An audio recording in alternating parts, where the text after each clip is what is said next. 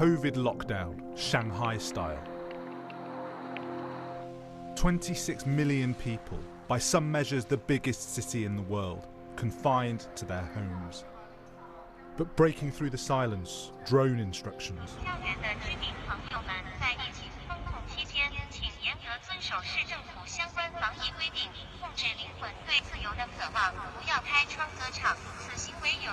There have been desperate complaints of shortages of food, water and medicines, overburdened delivery networks, and growing protests. Public services are in chaos. One sick American, rather than being allowed to go home to isolate, was instructed to bed down on the ground outside a full hospital. Look, I've been sleeping on the ground.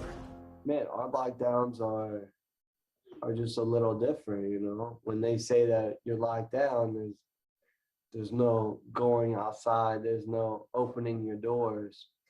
It's, you know, you just kind of do as you're told. It's not just Shanghai. Across China, some 23 cities and 200 million people are under full or partial lockdown.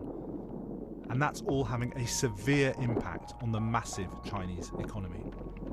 The Wuhan lockdown at the start of the pandemic in 2020 led to a historic collapse in economic activity in China. Amid the Shanghai lockdown, indicators are plunging again.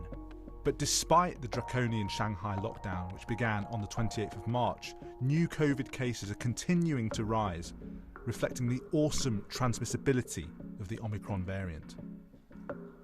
There are two domestic barriers to getting out of this. First, China's low vaccination rate among the elderly, particularly for the highly vulnerable over 80s. Over 80 vaccination rate, if we look at the third dose, it's only about 20%. So it's extremely low, much lower than the Western countries. And the vaccination campaign is slowing down dramatically. The objective so far is to mitigate the transmission, to win more time. But if that's the objective, then that should be complied with a faster vaccination campaign and more people get vaccinated. But we don't say this in the data. The other barrier is politics. This is very closely associated with President Xi on his political legacy that managed to create a zero-COVID society. And the Chinese population expect a society that is COVID-free. But the argument is from some that it's creating domestic instability. Does there come a point where there's more instability from the policy than there is from abandoning it? What is an interesting contradiction here? It's almost like a chicken or egg question, exactly what he wanted. He can't have a stability, but then he cannot have economic prosperity. What I've noticed quite interesting is that recently the government talking so less about prosperity, but more about the stability. So I think at the end of the day, he'll carry on with zero COVID strategy.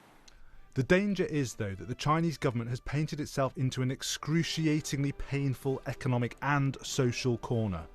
The lockdown situation in China is not only a threat to the Chinese economy, but the world economy as well, very much including the UK. Shanghai is home to the world's largest container port, which is now hobbled. The fear is of disruption to global supply chains, which are already severely stressed.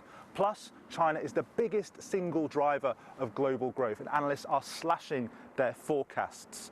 In a nutshell, the Chinese situation ratchets up the stagflationary nightmare, that 1970s combination of high inflation and economic stagnation.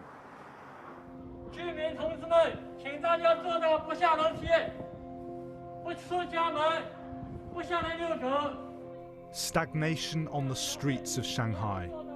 The great fear is that it won't stay there.